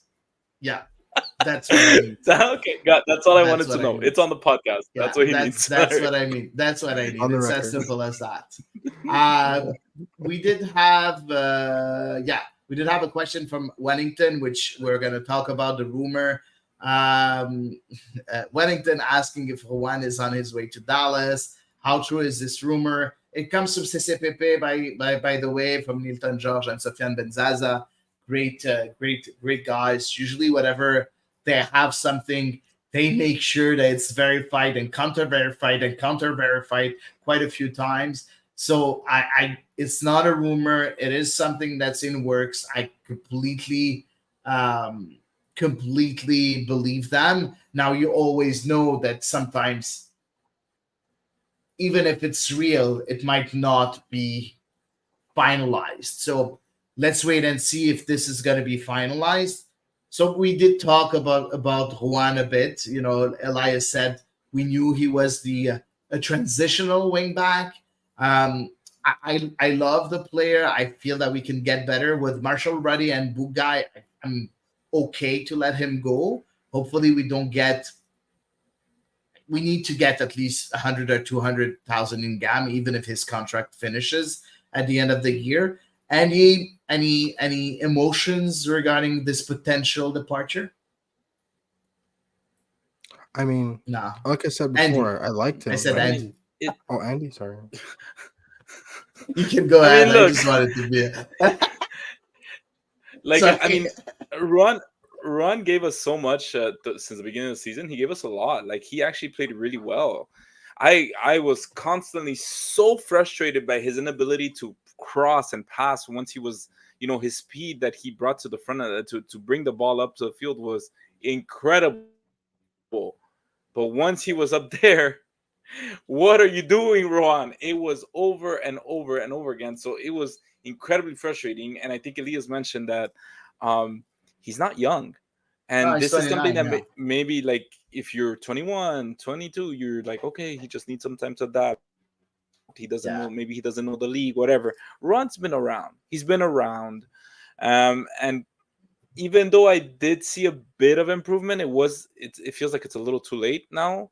And based on what I had seen from what his wife posted the other day on Instagram, she sounds unhappy here Yeah, in because of Montreal. Walmart being very expensive. Yeah, well, people picked on that. That's not nice, but it was it was just But a that's what store. she said. Yeah, but that's the example. But if you see her story, she But goes to like still, that's what McDonald's she and said. stuff.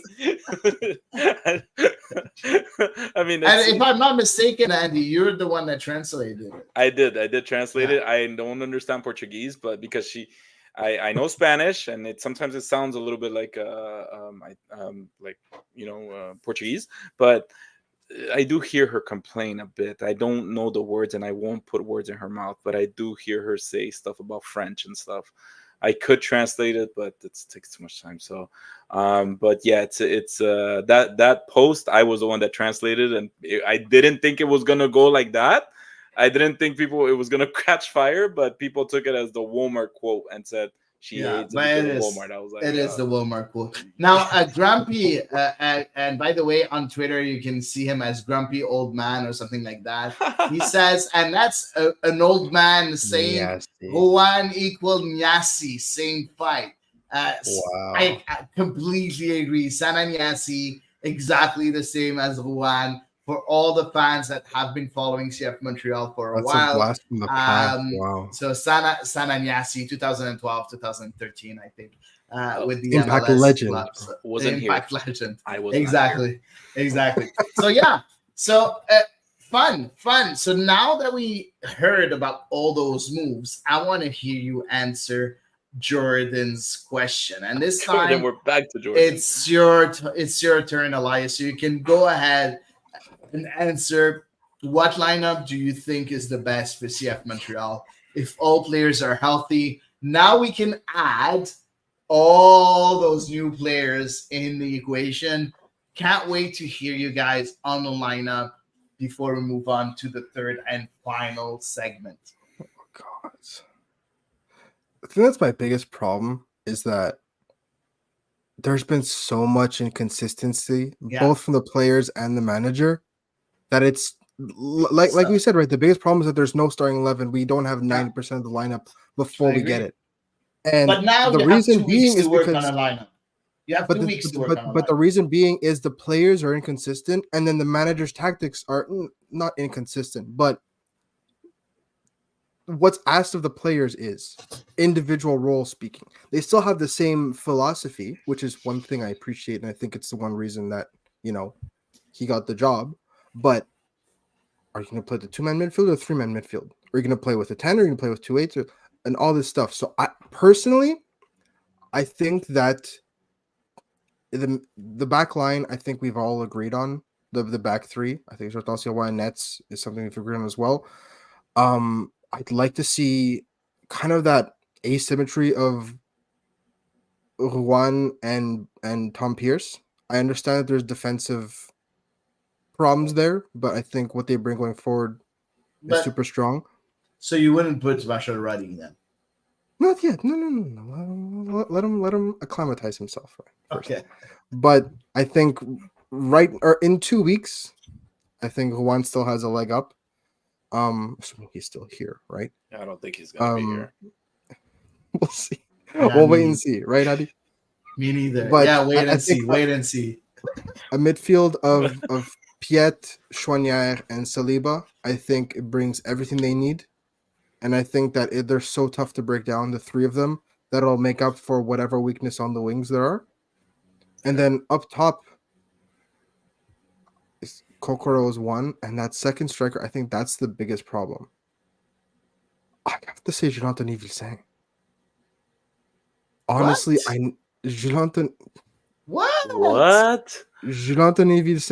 Nah, Because again, man. I haven't seen Clark. I was play, about to say right? who?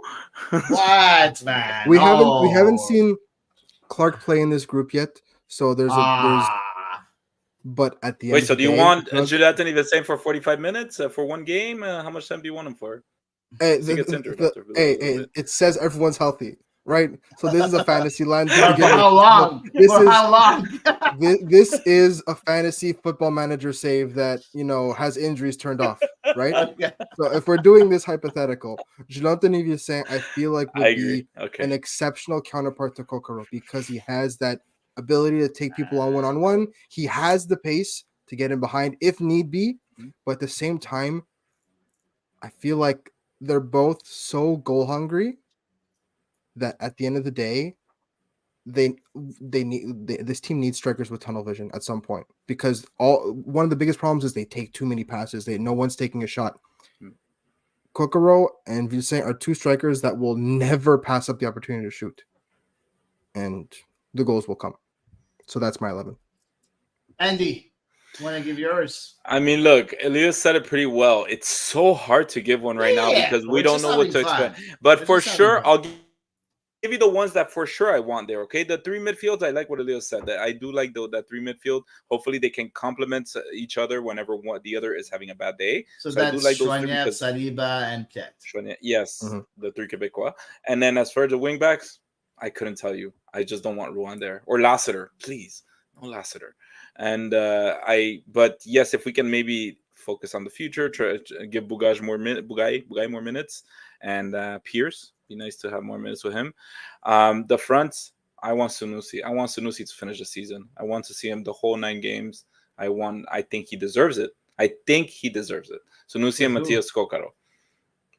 Wow. Yes. Guys. Yes, I'm saying it because okay. I think he's No. I don't agree with any of you. I'm sorry. I don't. Let's hear it, Hadi. Let's hear it. Let me finish. Go. Then, if in La La Land, if Anthony Vilsaint is healthy, yes, 100%. He has all the traits to be such a good player. He has the height, the speed, the technical ability in La La Land. But as far as the back line, please put Alvarez back on the center. He is so good Mhm. there. He is so good there. If Joel Waterman is our best shot on the right side, then put him there too. The left side, that's where it becomes tricky. The left side, it becomes a little tricky because you gotta if you're putting Tom Pierce and he's not the best defender, then you need a solid defender on the left side. So I would put maybe Corbeau. I don't know if I trust Sosa that much right now. But it's kind of hard to pick one. But yes, I go 1,000% Sanusi on top. Go ahead, Hattie. Give us your take. Okay. Okay, so we're not in agreement in anything. Jonathan Seguin, of course, in goal. Back three, Waterman on the right, Alvarez in the middle, Sosa on the left. Right wing back, Marshall Ruddy.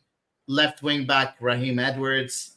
In the middle, I would go with Chouanier, Saliba, and Caden Clark. I love Samuel Piet, but I love the mobility between the three.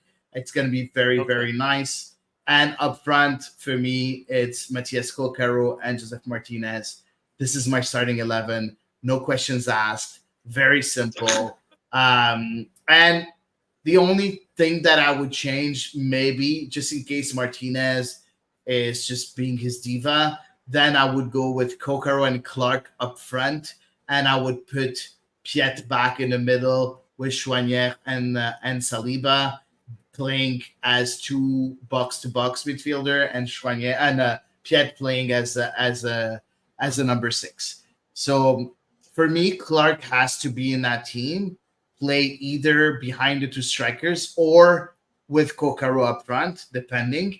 Marshall Ruddy has to be in that on the field because he's very creative, very good dribbling, very able to cross the ball. He's able to score from time to time. Yes, he hasn't scored much in his career yet, but he has that ability.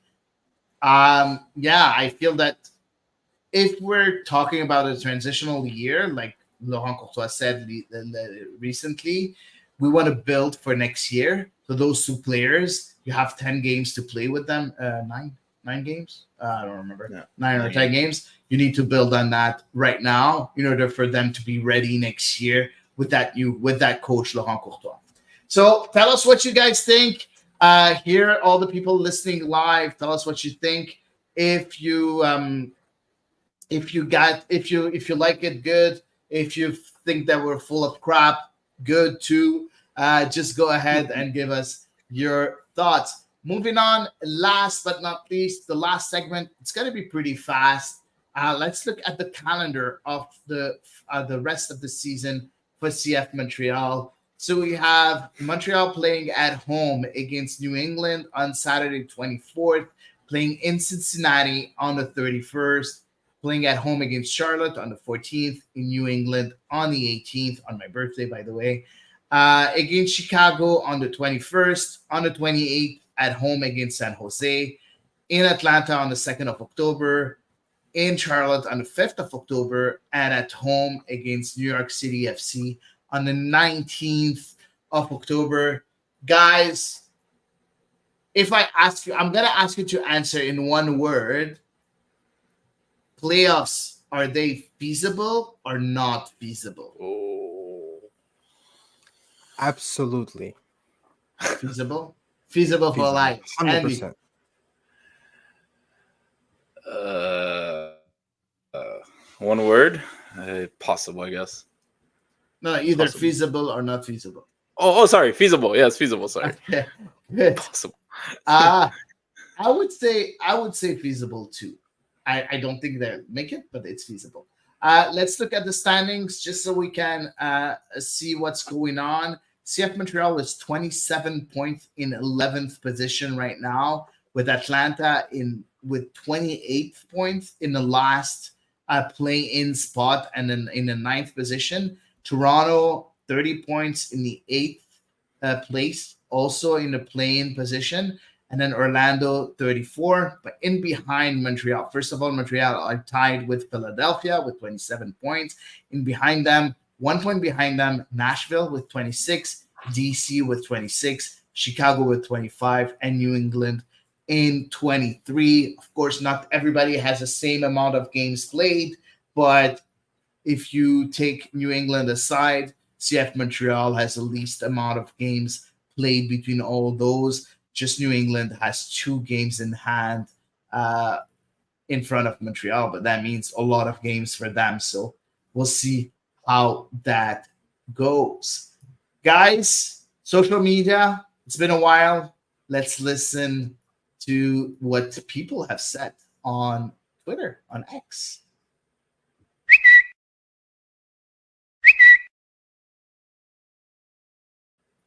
Elias, your show. My show, my time.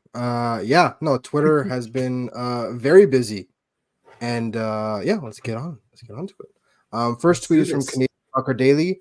Canada's women's national team's Olympic run is over, but the drone scandal sure isn't. Yay, more drone shit. The federal government wants Bev Priestman and former Canada coach John Herdman to testify before Parliament. I want to ask both you this: what's the best case scenario, and what's the worst case scenario coming out of all of this nonsense? Best case scenario is for everybody that was involved in this disgusting maneuver is fired and stay away from Canadian soccer forever and banned from Canadian soccer. Ooh. That's the best case scenario. Worst case scenario, nothing happens. And we just put it under, we just push it under the rug and forget about it. That's the worst case scenario. Andy, which of the two is more likely to happen, do you think? I mean, similar to Hadi, best case scenario, but I'm even a little more severe. I'm more severe than Hadi. It's surprising, but I say clean house, clean house, clean house. Best case scenario. Worst case scenario, as he said, nothing happens, or they blame less than 5 people for this, and they say, you know what, it was those 4. That's it. There's 4 or 5, whatever number you want to give. That's the worst case scenario because you really create a toxic environment there. So even all the new people that came in and the new direction and all the stuff that maybe weren't part of the chronicness of it. But what's the even maybe? them? Because you say, maybe they weren't. Like, where's the maybe? Is there something that absolutely proves they had nothing to do with this at all? Like, is there a way to prove that? Yeah, I mean, people have 'Cause, I mean, been in Canada soccer for a year now, right? Since they last time they cleaned house. Clean house again? How many times can you afford to clean house before it becomes I the house think burns I down? think forget I think about cleaning money. house. You talk I think cleaning because house look, is a bit extreme because you need to do a proper investigation and find out who was aware of this, and then clean house. Like, make sure that those people are far from the Canadian Soccer Federation. As simple as that. Grumpy says best case scenario, banned for 10 years for all the actors. I'm sorry, banned for life. Thank you. At that point, 10 years, might as well just make it life. If you want to make an Nah. example out of people, If you're 40, 10 years is not enough. I'm sorry. no, but if you want to make an example out of people, I think you know what. For life. Right. Next tweet. like I said, maybe I'm more severe. I'm more severe in Hadi's base scenario, where it's like really make sure you turn every rock, make sure there's absolutely no hint of this person ever having anything to do with it. And he wants them in jail, locked up. I want nothing to do with in the prison from Dark Knight Of Rises, course. the one with they the can hole go in the ground. somewhere else. Of course. Next tweet is from Alexandre Ganguerizic replying to a tweet about Fabrizio Romano saying that Nice are now in pole position to get Canadian center back Moise Bombito. The transfer rumors continue quietly swirl around Moise Bombito as after Lyon's interest, Hattie must love that, Nice have entered the race and Red Bull Salzburg. Along with other unnamed Ligue 1 clubs will one step up and meet the Rapids, called Rapids valuation. Would be great to see Bombito in Ligue 1. Hattie, our resident Ligue 1 guy, what do you make of this? How do you feel about playing against Moise Bombito? And what's with this trend of Canadians ending up in Ligue 1? And how do you feel about it? Honestly, it's very easy to deny. It's impossible for him to go to Marseille. We don't have any more EU spots because you can only have 4 non-European spots in your club. So we have already six. So we need to get rid of two of them. Um, to answer your question, Elias, yeah, it's normal that Liga is being interested in Canadian players because you all know that the TV rights didn't go as planned for French football. Lost a lot of money, so clubs don't have a lot of money, so they're looking for bargains as much as possible. Not saying that the Canadian player is cheap, but unfortunately, on the market he is. So getting a Canadian player is cheap, and knowing the potential of those players is something that's not to be proven anymore because they did prove it in the Copa America. So it's kind of normal to see that. Not a lot of teams from the top five European championships are going to go for Canadian in the first division. Are going to go for Canadian players. So Liga is like, why not? We'll try it ourselves. Now, I hope he doesn't end up in Nice because Nice is a big rival of Marseille, by the way. It's a derby because they're 2 hours apart by train. So very close to two cities. They don't like each other at all. Um, but but I think that will be a good move for Moise Bombito. So hopefully it will happen. Liga, I think, is a very good league for young players to develop in. Hopefully it will not be Nice just because I don't want to root against him. But no, very good to see that finally European clubs are getting interested in Canadian players. Hadi, I have a question for you. Yeah, What will it take for you to cheer on for Bombito if he goes to Nice? it's just never gonna happen, my friend. Never, never, never. Okay. We Never. have it I'll on. be happy if he scores goals and they lose. Yes, I'll be happy. No, he just want clean sheets, 0-0 draws every single game. Or 0-0 draws. But I an don't excellent mind. performance nonetheless. Exactly. Exactly. Yes. Exactly. All right, next tweet. This comes from Seth Man. Here's the crowd at kickoff for tonight's Leagues Cup game between the Revolution and New York City FC. This is last week, but that's not a good looking crowd. And yes, the Revs don't have the best attendance, but they do tend to pack the place. This is not a good And to look. pack the And place, it's always empty. Yeah.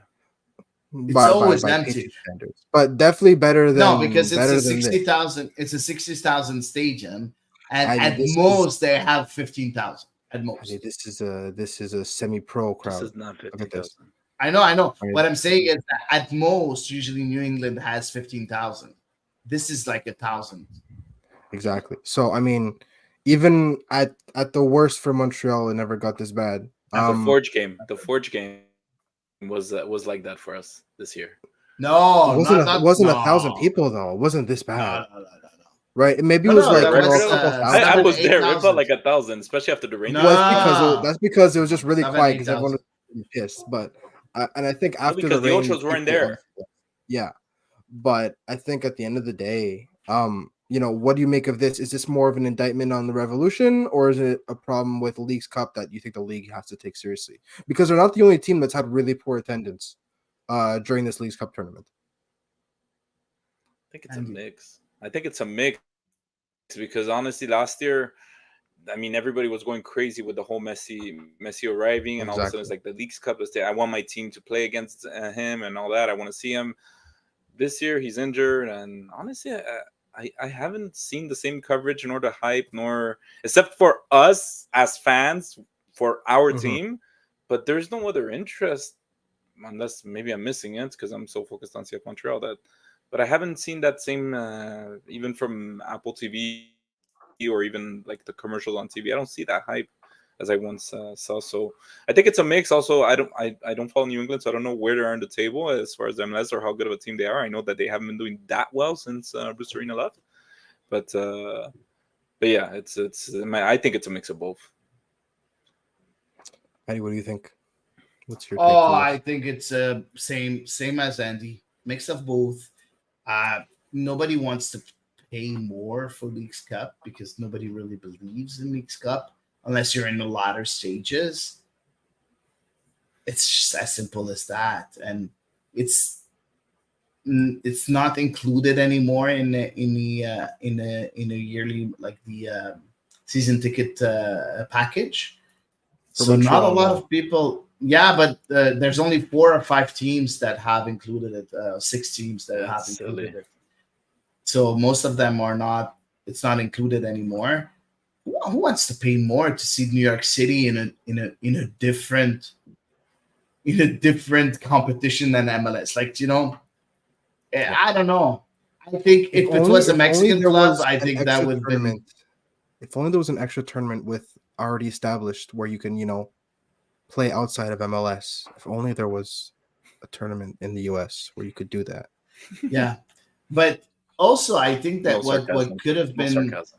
what should have been done was make sure that it's a cup, like a proper cup without groups, Yeah. elimination, elimination, and always make sure MLS side versus Mexican team only, and do a play-in before between the last positions in MLS because there's more MLS teams than Liga MX teams. So just make sure to, you know, make sure that the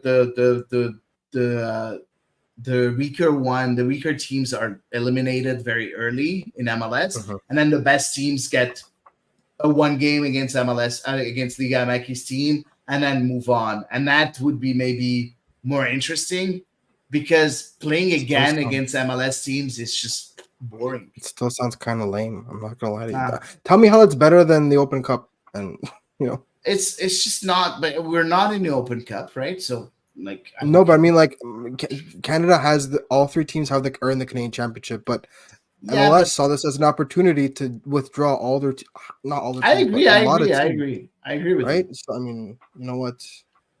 I agree with you. I really wish US Soccer had the balls to remove They MLS's don't. first division certification because that would be Yeah. such a kick in the teeth for them, and they deserve it because that's such a disgusting move. Anyway, next tweet. This is from Monsieur Charon. In anticipation of August 24th's game of CF Montreal against the New England Revolution, there are already less than 1,000 tickets left to sell, which looks like club performance doesn't really correlate with ticket sales. We've been hearing this forever, right? The clubs, especially this season, the club's playing poorly. I'm not going. You've lost but again, it's always guichet fermé. And even if it's not all 19,316 people in the stadium, if the weather's nice, usually there's at least 17,000, which is significant improvement. Mm-hmm. How Yeah, much I of it do you feel think is just leftover? And, what does that say for next year, though? I feel that we're in a big city, right? So if Mhm. someone comes every 2 years just once, he's gonna come back in 2 years, whatever the results are. And I feel that CF Montreal lately, in a way, made it a venue that's cool to go to once every couple of years for the average, for not a fan, for just the average Montrealer. And I think that helps. Also, I feel that in a way, people are still surfing on that 2022 season. Mhm. 2023, we only missed the playoffs by 1 point. We had some decent games at home. Don't forget that we had that stretch of 9 games at home with without no, sorry, Clean nine sheets. winning games at Yeah. home. 9 winning games at home. So there's in the last 2 years, the performances at home were good. And even this year, we weren't that bad at home. So I feel that people, yeah, it's not been amazing, but I feel that people are happy when they come to the CF Montreal game. Like I have a couple of friends that came that are not soccer fans. They just came with their son and daughters. They're like 6,000, 6 years old, and they loved it. They came twice already, and they're like, I'm thinking maybe season tickets and everything. And one game they lost, CF Montreal lost 1-0, and the other one they did 0-0. Mhm. And they're still coming back because it was a nice outing and they had fun. So I don't know. That's my opinion. I'm not sure. Cool. I All think there right. are several Yeah. several factors.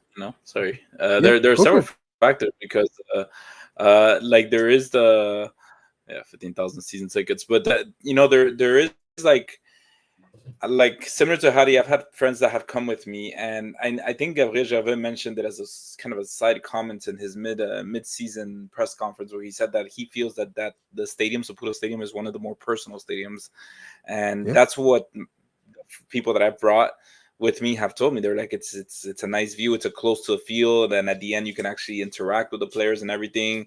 Like it's a very nice nice experience in the stadium.